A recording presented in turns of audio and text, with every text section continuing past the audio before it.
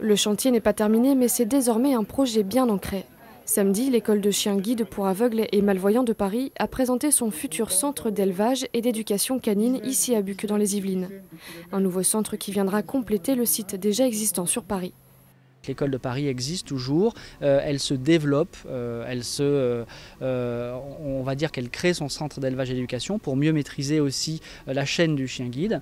Et donc on aura une trentaine de chiens à Paris, une trentaine de chiens ici. Donc l'idée c'est de pouvoir multiplier par 2 la remise de chiens guides par an.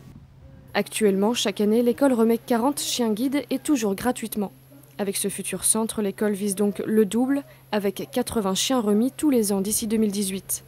Cela permettra surtout de réduire les délais d'attente, estimés à plus de 2 ans actuellement. L'école Chien Guide de Paris compte donc développer son propre élevage et voir naître ici 120 chiots par an.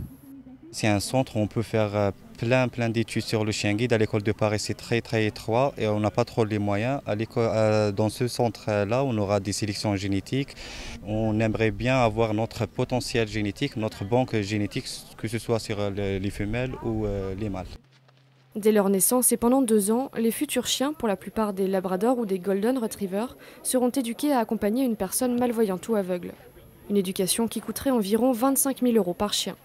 On va éduquer dans les gestes du quotidien, il va faire des trajets, c'est un chien qui va pouvoir aller sur le lieu de travail, c'est un chien qui va pouvoir prendre le métro, c'est un chien qui va trouver la poste, c'est un chien qui connaît sa gauche, sa droite, qui est propre.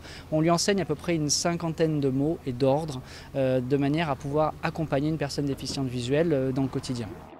Le chien est ensuite remis à la personne déficiente visuelle pendant une petite dizaine d'années, mais n'est jamais vendu ni donné. Le chantier, au coût estimé de 3 millions € environ, devrait être livré à Pâques l'an prochain.